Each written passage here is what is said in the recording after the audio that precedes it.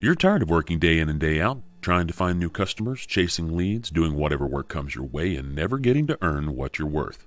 You do it because you love the work, and you're passionate about serving older customers and their families. We get it.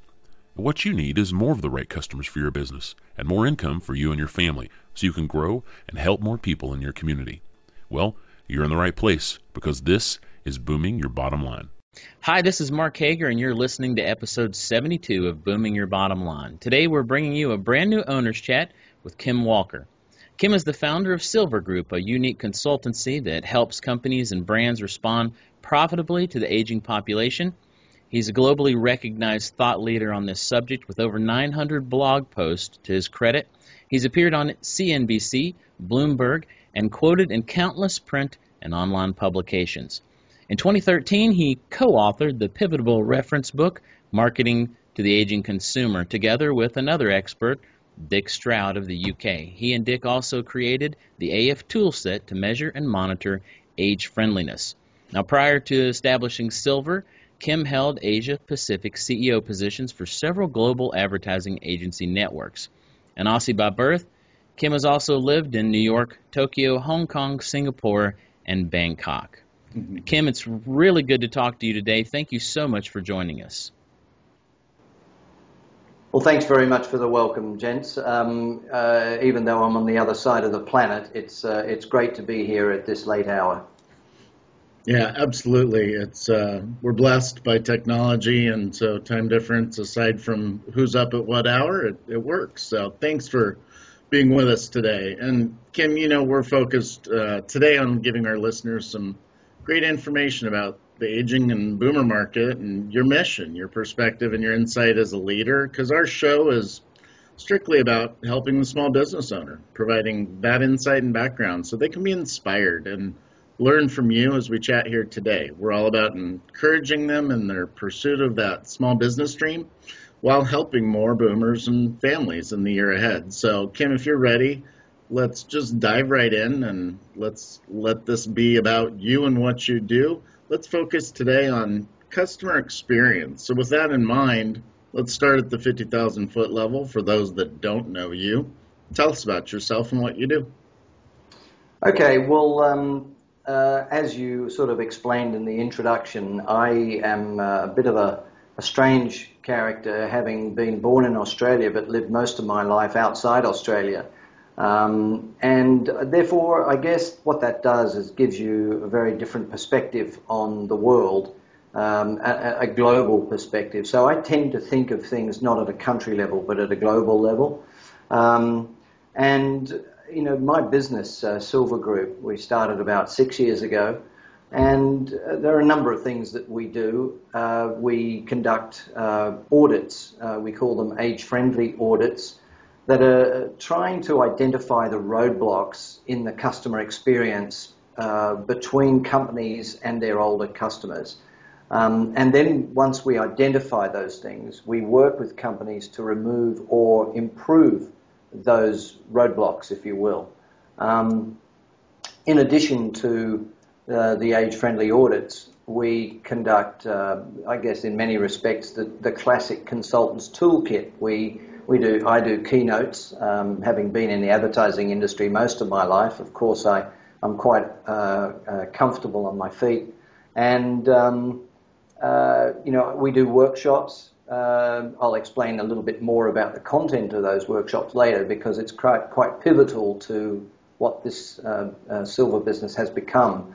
And although I'm based in Asia Pacific, and that's where the bulk of our business is, I do work globally. So, for example, I've conducted workshops with a major pharmaceutical company in the US, in Florida, and we've done some global consulting assignments with Fortune 500 companies. But fair to say, most of our business emanates from the Asia Pacific region or countries within that region. All right. Well, how did you get started in this?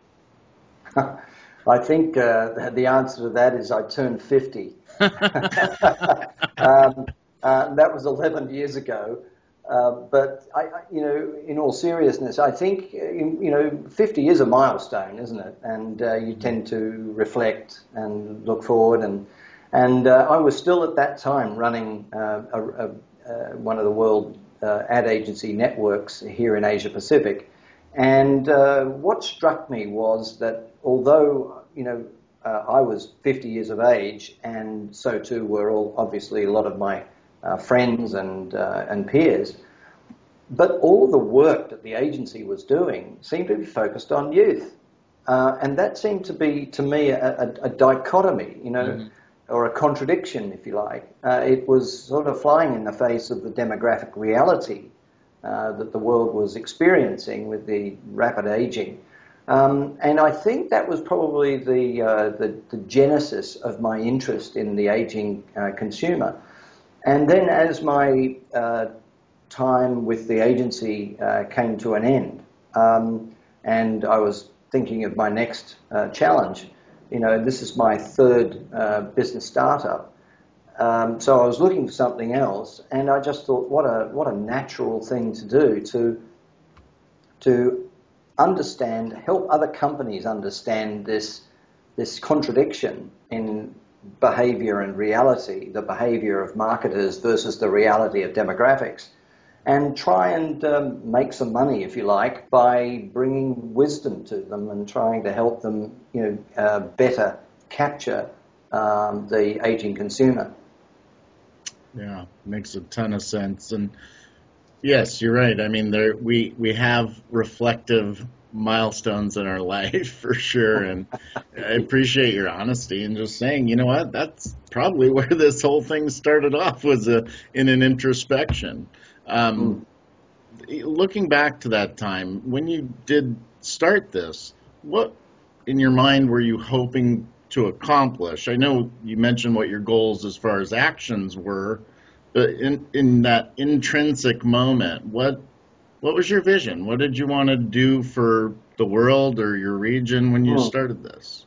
I had very, very modest ambition. My ambition was to change the world. Right. Actually, it was to make the world better for older people, because ultimately it was self-serving. I knew that if I could help make the world better for older people, I was making it better for myself. And, of course, billions of other people.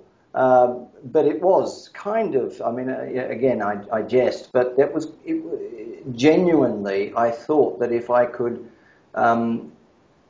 in the area that I'm most familiar with, which is the marketing and communications aspects of business, if I could shine a light into that and change behavior somewhat, and change the way people approach marketing to the aging consumer, then I'm going to, achieve a wonderful thing.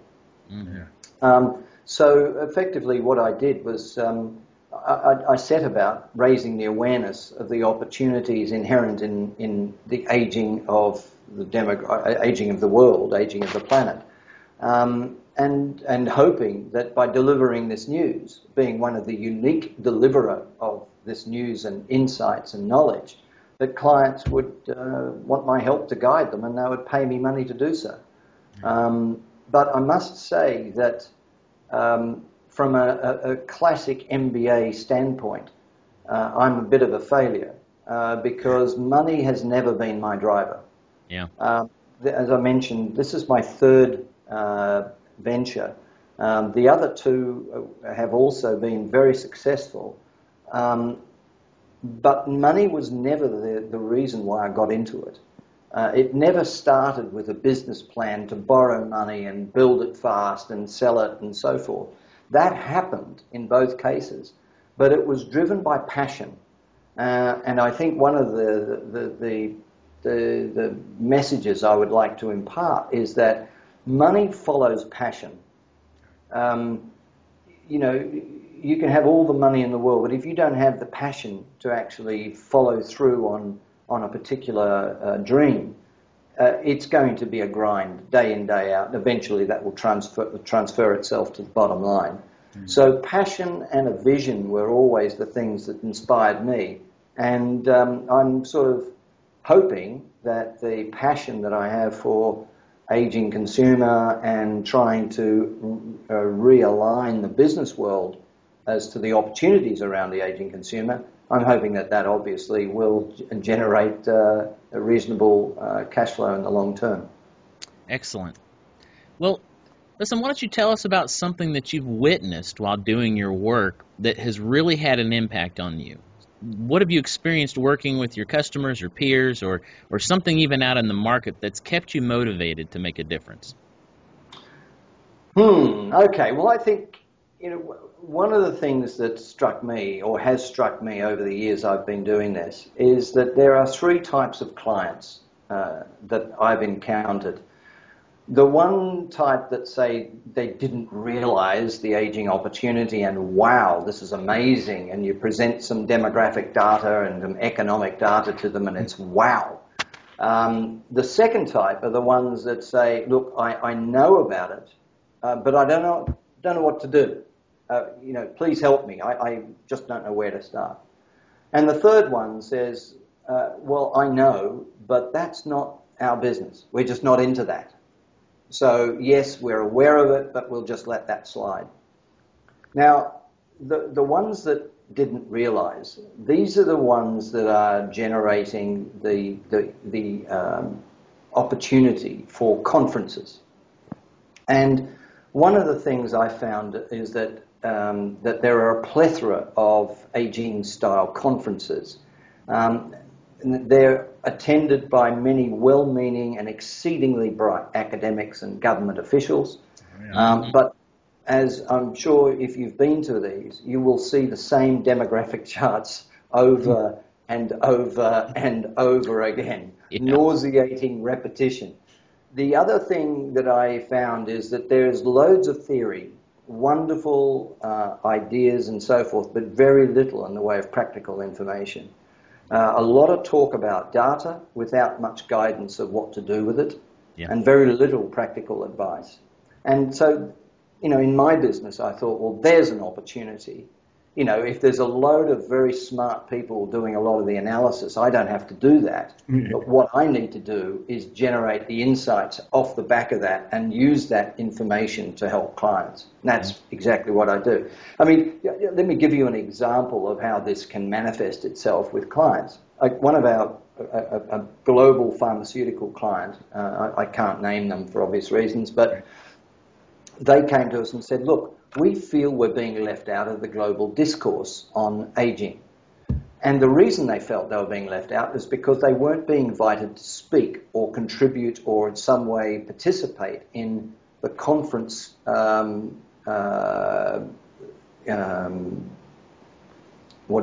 circuit. Mm-hmm. And they felt sort of upset that they weren't being involved. So they said to us, look, give us a sense of what our competitors are up to globally and tell us what you think we should do. And they were expecting us to come back with a list of conferences that we thought they should participate. And we said, look, don't. There's enough of this sort of stuff going on, well funded by universities and by governments and so forth, that you don't need to do this. Better for you to get involved in really actionable activities that will demonstrate the power of the aging consumer and create a direct connection with them, as opposed to just talking theory. Because I believe one of the things that businesses need more than anything in order to get off the fence in this business is proof of performance. Why should I, as a business, pursue the aging market now? Today, not next week, not next month, not next year, not wait for the new CEO to come in, but why should I do this right now? And so that I think would be a good reason for someone to directly engage with the aging market. Yeah. The second group, where it's about I know but I don't know what to do, is why we as a business set up the age-friendly toolset, this auditing toolset driven by this app that was designed to identify the barriers, because then that gave a tangible thing that would say, this is wrong, this is wrong, this is wrong, and this is what you need to do to fix it. And the third category is, I know the issue, but that's not our business. And I think that's an absolute crock, to use one of your wonderful expressions. Yeah. Because that is immediately assuming that all businesses that should target the aging consumer must be what we refer to as age silo businesses. In other words, products and services specifically designed and marketed to an older person. And of course, that is like saying that looking at the market for people under the age of 30, given that the lifespan of people over 50 is about 35 years, if you look at people under the age of 35, then you're only going to think about baby products, which is nonsense. If you're looking at age silo, talking about assistive devices, adult diapers, caregiving kind of businesses, critical, important, and growing as they are, that is just one aspect of the potential market for the aging consumer. Because as someone who is in their 50s is experiencing some effects of physical decline, that will open up potential for business. Man, you're speaking our language.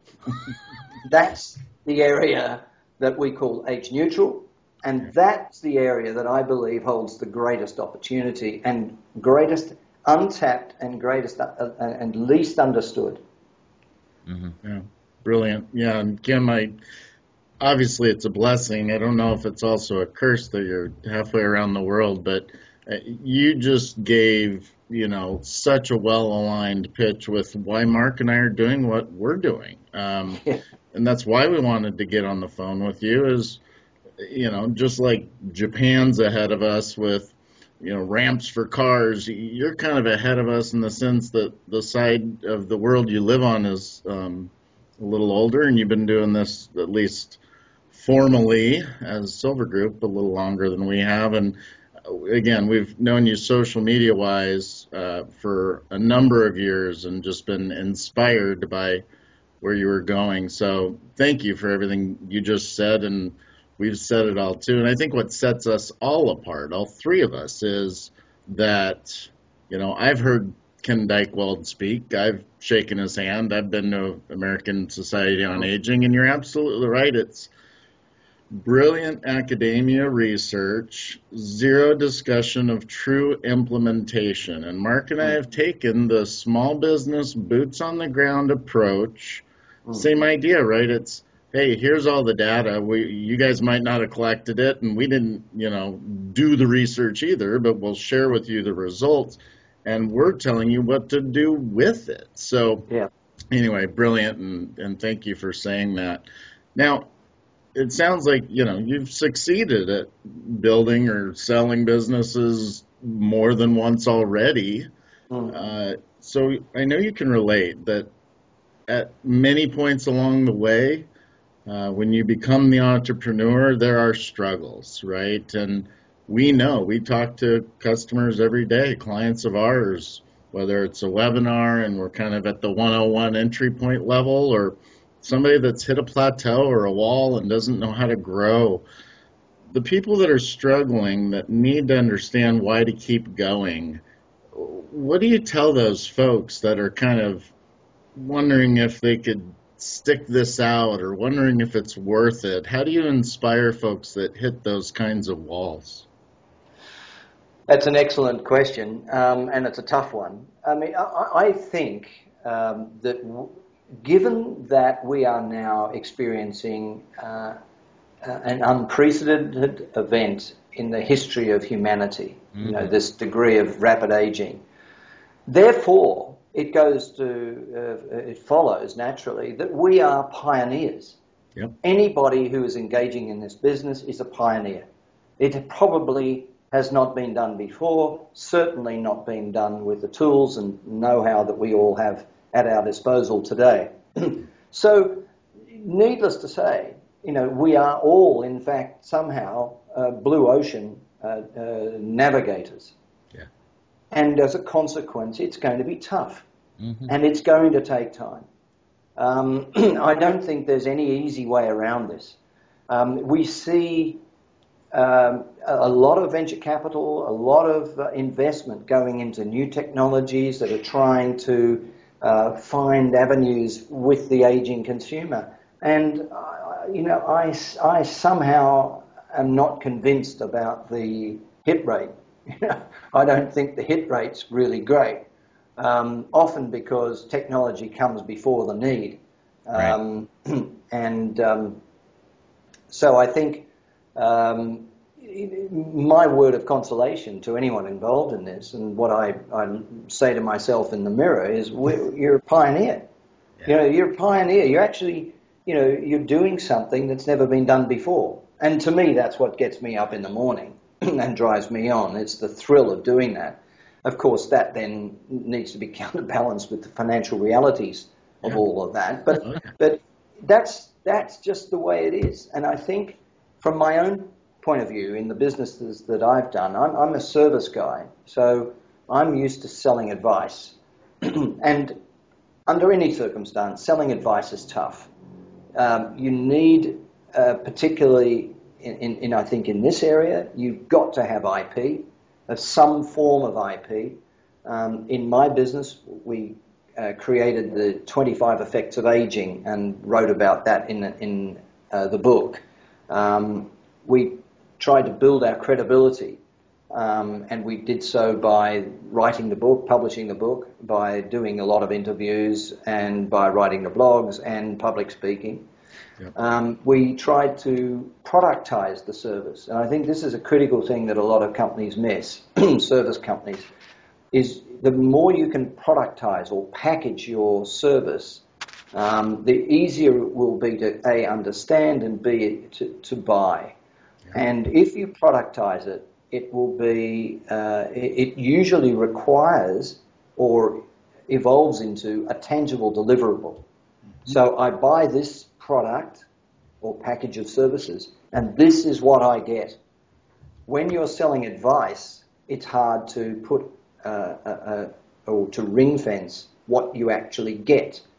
Right. But if you put a package around it, it's much easier it's easier to sell, and it's easier to comprehend as a prospect.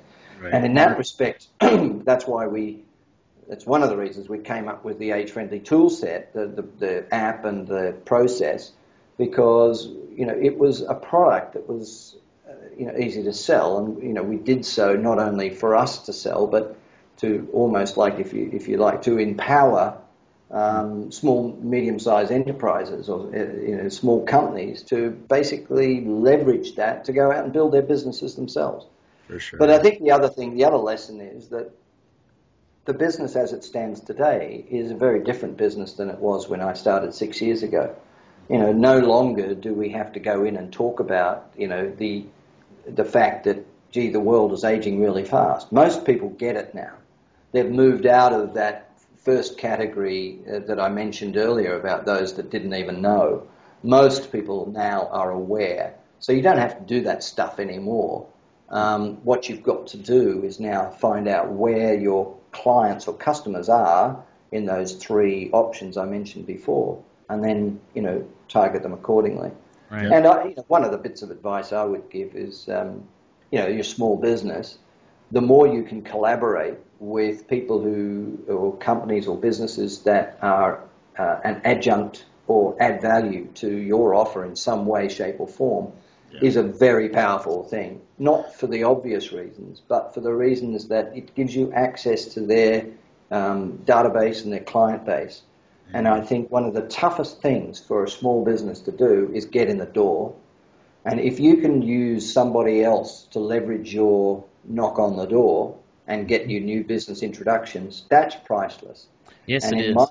my business model, we collaborate with a number of individuals and companies in that respect, and I pay them a handsome reward for the first year's revenues as a reward for that, because I want them to come back, and I know how expensive and how difficult it is to get through the door.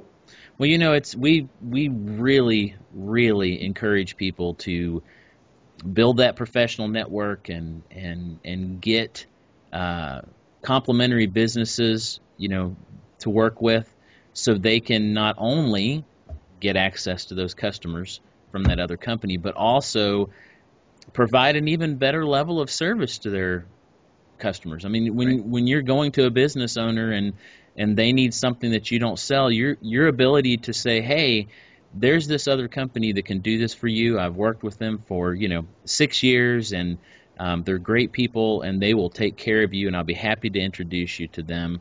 Absolutely. That just further solidifies your standing in that consumer's eyes as an expert, right? Because you're a connector.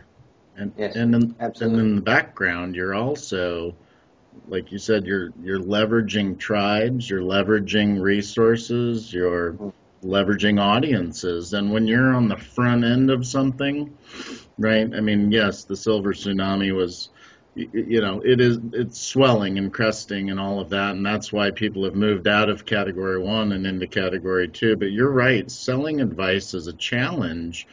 Even though, yes, in the last 2 years, the words aging in place are coming out. People that are, that make movies now are telling stories about getting older and caregiving, and that all helps for sure. But, I mentioned on the stage when I speak, how come people will, excuse my French, bitch about $300 extra on my architectural services bill, but then turn around and buy a $300 faucet without thinking about it? It's because they can touch it, right? Yes. And my advice might have saved them $20,000, but they can't touch it.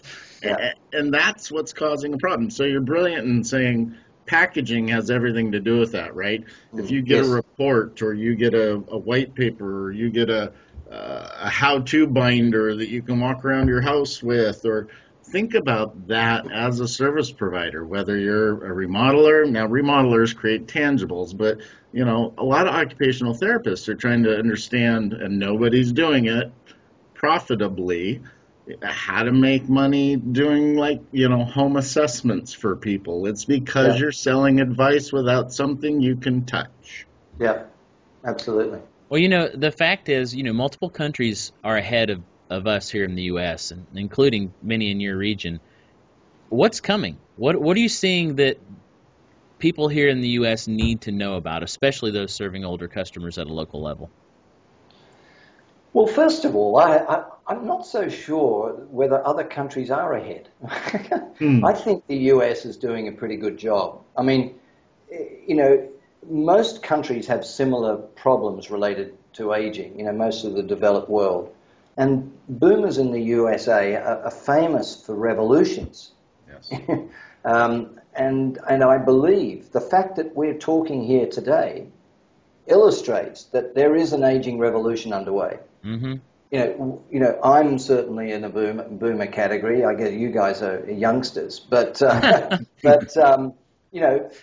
fact is there is a lot of people out there in small businesses who are either boomers themselves or who are chasing boomers, and that illustrates that that the US is actually again at the forefront. I think what there was another interesting article, that shows that Asia Pacific is not always in the lead, that came out in the UK today, saying that one of the housing lenders has just raised the maximum age for mortgages to the age of 80. Yeah. Now, I can tell you that in most Asia Pacific countries, you cannot get a mortgage over the age of 65.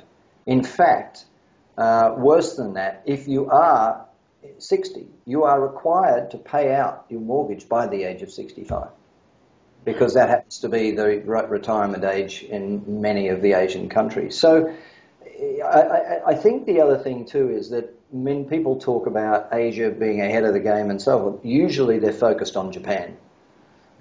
Japan being the oldest country on the planet. Now, Japan is terrific because it is a time tunnel. If we look at Japan, we see what they do, and we can perhaps see and learn from them what we should do also in another 10 or 20 years. But I lived there for 9 years. I can tell you that Japan is getting as much wrong as it is getting it right. The good thing about having Japan to do this is they're kind of like a test market for the rest of the world, sure, in the aging sense. And they're not getting it all right. So I shudder sometimes when I see, business groups going to Japan to study aging, because I sense that they'll come away thinking everything they've done there is right, or it's working, or somehow that's the way it's got to be, because Japan's always right, isn't it? Well, it isn't. They get it wrong just like anybody else. Some of the things that they're doing are extraordinary and definitely things that we can learn from, but it's not a given. I think the issue that I would say to your listeners is that being American-based, rather than thinking small about what will work locally as a small business, keep in mind global, because one of my principles is, which I'll perhaps get a chance to talk about later, is that aging afflicts us all in a very similar way globally. So if you can come up with a solution, whether it be a service or a product, that solves an aging issue in your local market, there is a good chance that it will work globally. And the world is a big place, and there's opportunities abound. I mean, have a look at Uber, look at Apple, look at, almost all of these services are services that were invented in one place, but they have become global. Right. Well, and the first, to imply that Japan got everything right would be just like thinking that Orville and Wilbur's first airplane was the one we fly in today, right? I mean, being out front has a lot of falling on your face involved. Yes, it does. Yes, it does. Yeah, good point. So, Kim, at a personal level, business-wise, and again, knowing who your audience is here today, what have you done for yourself, being that we are in the pioneering segment of this, to increase your knowledge or sharpen your focus, or run a better business with things that have come to light and you've leveraged to make a bigger impact, whether it's a book you read or coaching you've taken or training, or do you have a mentor? Give some people advice in that realm.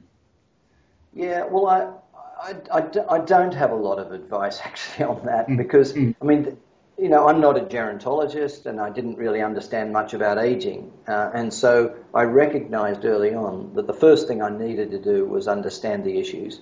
And obviously you read all the books and do all that stuff. But I really think the greatest learning I got was when I had to write the book. Because to write the book, I had to, number one, come up with a reason to write the book, because I refused to write one until I had something that I felt would add to the debate. And then I came up with that concept and idea together with my co-author, Dick Stroud. And then in the process of writing the book, the research made me incredibly aware, perhaps a little too much so, about the physical changes we endure as we get older. And so that was perhaps the biggest thing. That helped me, and I think number of people that I've collaborated with on this journey. Again, everyone, even in the aging space, brings a different perspective, and my collaboration with Dick Stroud has just been both personally and business-wise incredibly rewarding. I think the magic there, that what you just said, is that you educate yourself as a means to changing your perspective. And once you've changed your perspective, that's when creative thinking can begin about building solutions, packaging your services, or whatever it is that's going to help you corner your local market, or have the impact that you want, or earn the income that you've desired, or whatever it is. But only having that knowledge and that perspective if you don't have if you can't see into those people's lives, right? Their Yes, families indeed. and their caregivers, you're coming at it. You're going to come at it the wrong way, and you're not going to get it as right as you could. Yep, absolutely correct. Absolutely correct. All So, right. Mark, So, what exciting things are on the horizons for you and your company? Well, I've got some workshops coming up in Sydney and Melbourne in July, speaking engagements in China, Korea, and New Zealand. The age-friendly apps, which we launched on iTunes, their iPad apps, free for download, by the way, that are available on iTunes in age-friendly brands and age-friendly cities variants. We're going to expand those out. We are also working with and looking for specialized experts in the areas of employment, healthcare, residential, hospitality, to develop the apps on those platforms as well. Dick and I know a little bit about these things, but we really need specialists to help us develop that. So if there are any listeners out there who are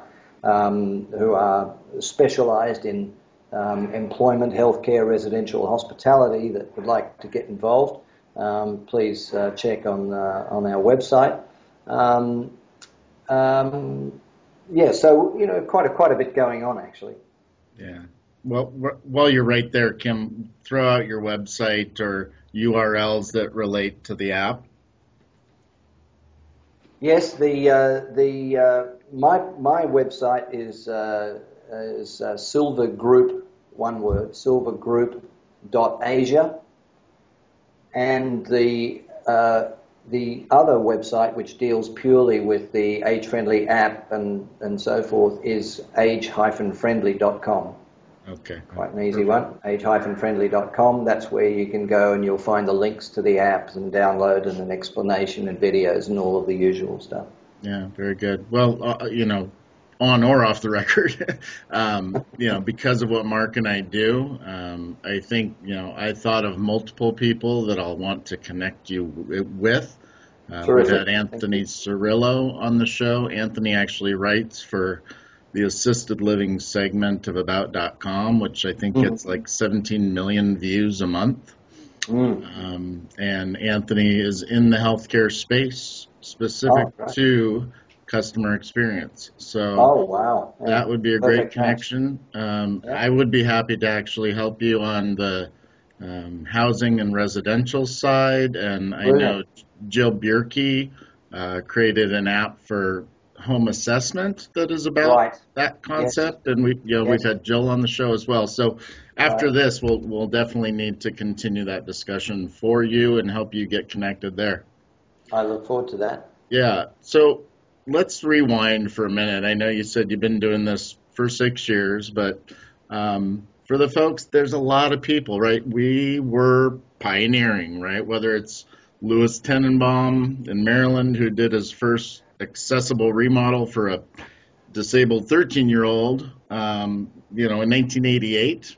The word aging in place didn't even exist, okay? Ken Dykeweld's been having this discussion for 40 years. So, but now, like you said, it's becoming common knowledge.